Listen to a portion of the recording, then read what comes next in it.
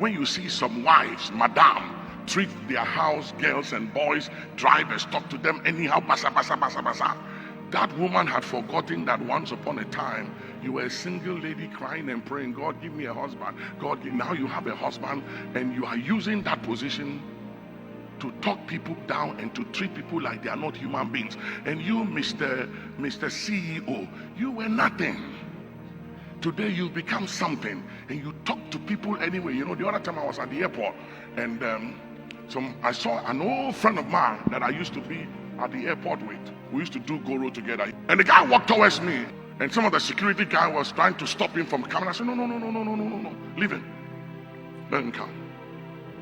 And when he came, we talked. I gave him some money. Then I told the guys, I said, you know something? Don't do that. And I said, you see this guy? It could have been me. I said, it could have been me. And I said, the only reason why it's not me, because the big man there showed me mercy. That's it. That's the only reason why he looked the way he looks, and I look different, and I'm smelling different. So you got to be careful when you have power. And I'll show you as we go along. One person who handled power, wealth, money, influence differently was Joseph.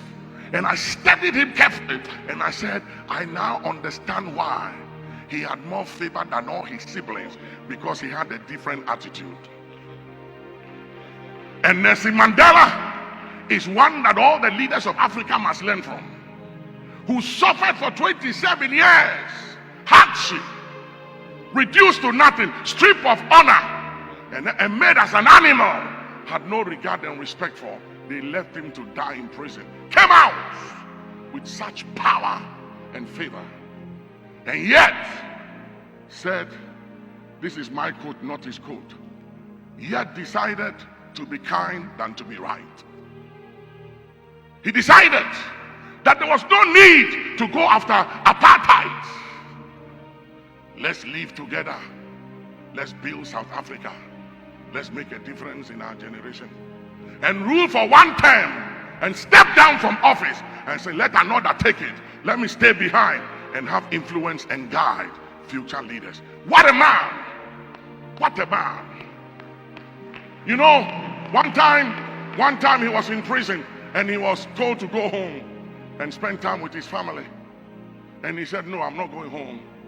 He said, don't send me home, because if my freedom does not set free the people for which I have suffered for 27 years, and I'm going to go home and be with my children and my grandchildren, and my people will still stay and remain in bondage, then I don't want the freedom, because it is not about me anymore. It's about a people for which I have suffered for 27 years. Unless you live for a cause and a reason better, greater than yourself, you are selfish and you never amount to anything. And it doesn't matter how much money you make and how much influence you command, your end will never be right. Study the Bible and study history, and that's why I'm teaching on this. Your end will never be right. I've watched it over and over and over again. You and I cannot change history. You got to live for a cause greater than yourself. And the reason why we still quote Nelson Mandela was because he was a man who did not live a selfish life. He was a man that lived for a cause that was greater than himself. He had value for humanity. What are you living for?